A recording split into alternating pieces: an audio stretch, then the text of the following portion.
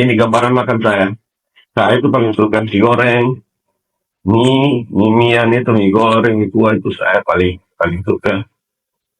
Konsumsi gluten juga saya paling sering karena kalaupun saya sudah sarapan, kadang saya beli beli cemilan, beli roti bawa ke kantor. Nah, itu yang mana-mana pekerjaan saya setiap hari. Karena saya orang yang suka kerja sampai jam berapapun, jadi saya butuh asupan kalori lebih untuk saya lebih mudah berpikir. Jadi dulu dulu polanya begitu. Supaya saya bisa bisa berpikir bagus, saya harus makan. Jadi kalau saya banyak makan, saya banyak bisa produksi pekerjaan. Ternyata semuanya itu justru terbalik ya, membuat kehidupan saya saat ini sangat apa ya, sangat mengganggu ya buat kesehatan saya. Kemudian saya itu divonis ya sinonasal, saya kena sinonasal, areanya juga dekat dengan nasofaring. Itu pada kalau tidak salah saya pada bulan Mei 2024, karena saya itu perjalanannya sangat panjang sehingga bisa disimpulkan saya kena kanker yang tadi. Nah, ini foto gambaran saya waktu saya sedang menjalani radioterapi Bapak Ibu. Jadi radioterapi itu untuk kepala leher, mungkin kita bisa sama-sama baca di jurnal, banyak jurnal yang menyebutkan bahwa efeknya sangat merusak untuk kepala leher. Jadi bagi mungkin ada saudara yang akan menjalani radioterapi kepala leher, jika sudah menjalani terapi metabolik seperti yang kita lakukan saat ini, sebaiknya jangan dilanjutkan saran saya. Karena efeknya sangat-sangat merusak bagi tubuh kita. Seperti yang saya lalui sekarang, sangat banyak efek dari radioterapi tersebut. Saya pernah, saya pernah selama saya menjalani radioterapi itu, mulai dari hari ke-10 radioterapi hingga ke hari ke-14 pasca radioterapi, saya belum bisa tidur tidur seperti orang biasa. Saya harus tidur seperti foto ini. Jadi bayangkan tidur saya begitu. Karena kalau saya tidur terlalu lantang nanti lendir saya keluar nanti. Lendir keluar nanti keselat, jadi terus batuk. Jadi memang nggak bisa tidur, nggak bisa lelap tidur. Jadi dengan cara tidur duduk inilah saya bisa tidur. Oke. Kemudian kita lanjut.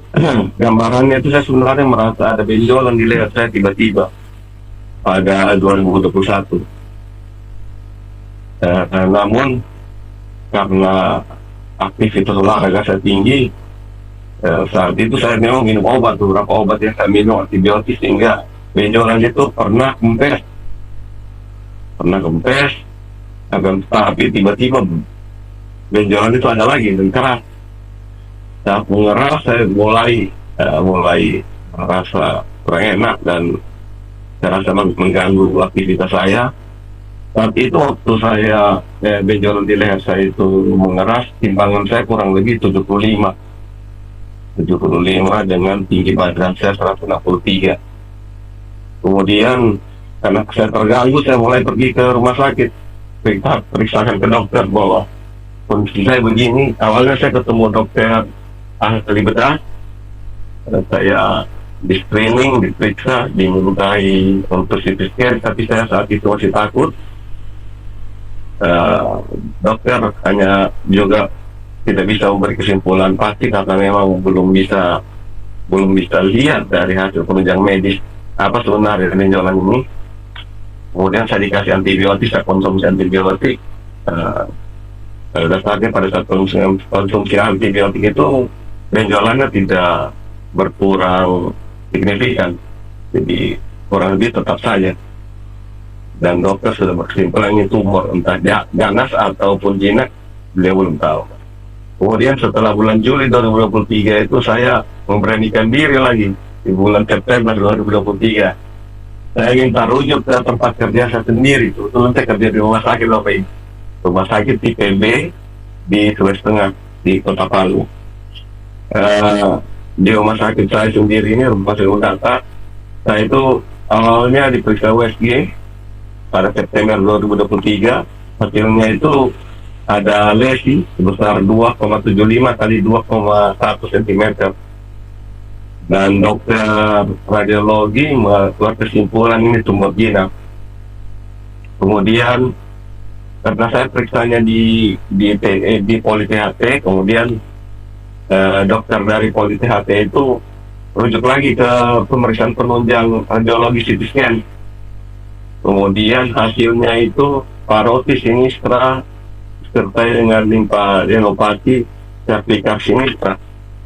Ukurannya itu 2,9 cm dikali 1,4 kali 2,7 cm.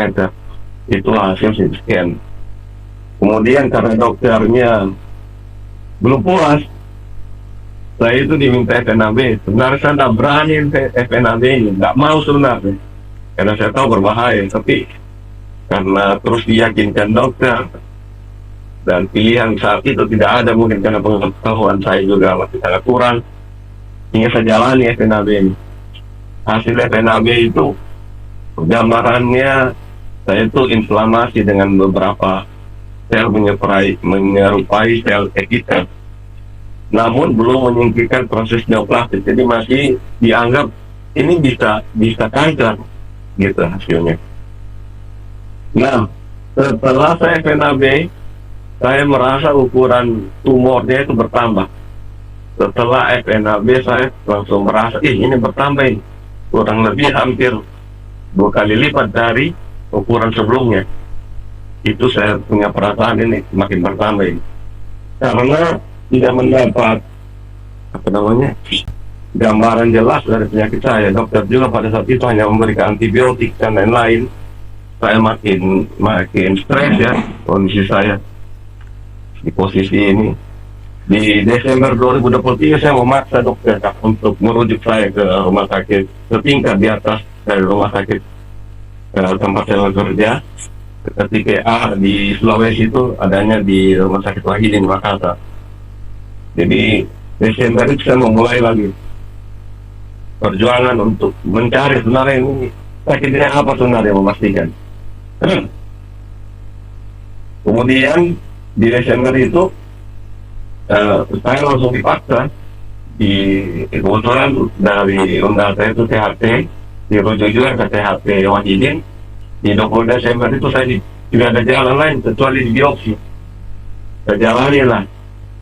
Pertama kali biopsi jaringan, yang diambil itu di sinonasal sinistra. Jadi yang pertama itu diambil di sinonasal.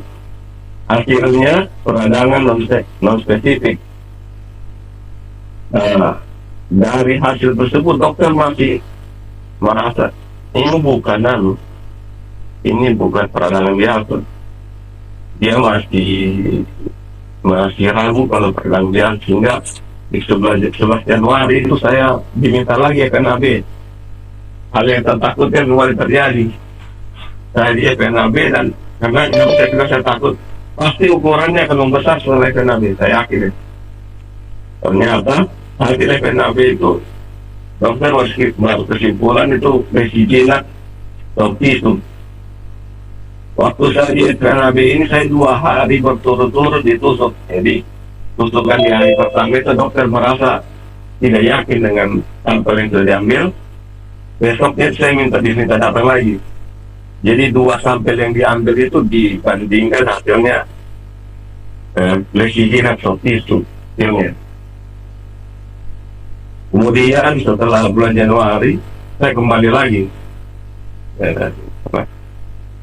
ke dokter setelah dari tanggal 11 Januari saya kembali lagi ke dokter THT pada 15 Januari.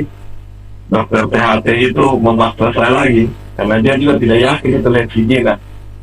Dia minta biopsi jaringan nasofaring, mau dibandingkan apakah sinonasal ini memang betul-betul tidak. Kalau tidak berarti ke nasofaring. Jadi dokter itu biopsi nasofaring saya lagi. Jadi bayangkan kalau biopsi sinonasal dan nasofaring ini mungkin teman-teman sudah rasa ya, tapi saya perlu cerita sakitnya, alhamdulillah. Kita itu, saya ditusuk hidungnya, dimasukkan seperti alat pencabut begitu, tanpa dibius, dicabut itu rasanya seperti kalau ada luka terus diambilkan penjepit ini, yang cabut-cabut rambut putih itu, diambil terus ditarik, itu sakitnya, alhamdulillah ini. Dari Itu pakai rasanya pincet begitu. gitu ya. Iya, kayak pinset itu pinset terus dicabut itu di luka yang masih basah itu rasanya seperti itu gitu. Saya di Dioxinosofarin hasilnya reaktif folikular hiperplasia ini memang ini hanya peradangan juga ini, menurut dokter. Karena hasilnya peradangan juga, dokter bilang ada dua pilihannya Pak. Bapak mau saya angkat saja itu tumor atau dibiarkan juga tidak apa-apa, diangkat juga tidak apa-apa, karena akhirnya absorpsi. Saya dengan keluarga berembuk gimana ini, karena setelah di FNAB itu justru tumornya berkembang dua kali lipat makin besar. Jadi sekitar bulan Februari dan Maret itu keluarga semua berkesimpulan bahwa mari kita operasi saja, diangkat saja, siapa tahu menyelesaikan masalah. Tapi ternyata tidak. Di 30 Mei saya dilakukan operasi, diangkat benjolan di leher saya, kemudian hasilnya itu baru keluar tanggal 11 Juni. Hasilnya itu rupanya karsinoma anaplastik pilonasal yang sudah metastase ke kelenjar getah bening poli. Hasilnya itu kurang lebih yang dianggap seperti foto ini Bapak Ibu. Itu hasil operasi tanggal 30 Mei itu seperti waktu tenis. Dan seperti batu tenis, di posisinya ada di leher kiri saya. Ini foto saya waktu saya jalan operasi di bulan Mei. Karena hasilnya ini sudah pasti karena menurut dokter, jadi dokter itu menyarankan ke saya, oh ini harus kalau fungsi nasal. Dari literaturnya setelah berdiskusi beberapa dokter onkologi THT di rumah sakit Bahijin, di kesimpulannya itu harus di radioterapi banyak 30 kali minimal. Ya, saya karena sudah pasti penyakitnya itu, saya dulu karena mungkin pengetahuan saya masih kurang ya Bapak Ibu, saya menjalani radioterapi ini dengan semangat. Jadi berdasarkan apa yang terjadi sama Allah, saya yakin semua penyakit ada yang keluarnya. Jadi saya jalani lah radioterapi ini. Walaupun sebenarnya saya sebelum radioterapi saya sudah nonton video ini, sudah sangat sering. Sebenarnya saya sudah mau kontak, cuma ya mungkin dalam pengetahuan saya jadi sama saya ragu. Saya coba banyak baca literatur sebelum saya radioterapi. Memang orangnya betul ya sampaikan Nela, tapi karena mungkin ya pengaruh dokter ini sudah sangat besar di pola pikir saya, yang saya ini hampir setiap hari ke rumah sakit, konsul dan lain-lain karena ketakutan atau apa. Jadi ya saya jalani nih radioterapi. Sebenarnya kalau saya berkesimpulan saat ini tanpa saya jalan radioterapi, kalau saya langsung ke metabolik kita hari waktu itu, sebenarnya efek merusaknya tidak terlalu besar. Nah, tapi untuk sudah jalan-jalannya Allah. Berapa kali radioterapinya? 30 Ibu, 30 kali dan 30 dijalani. Dijalani saya jalani 30. semua saya jalani. Pokoknya saya hadapi apa yang terjadi. Memang saya sudah niat, kalau saya sudah ada niatan diskusi orang tua, apapun saya jalani. Jadi kalau 17 Juli sampai 27 Agustus itu saya di radioterapi setiap hari.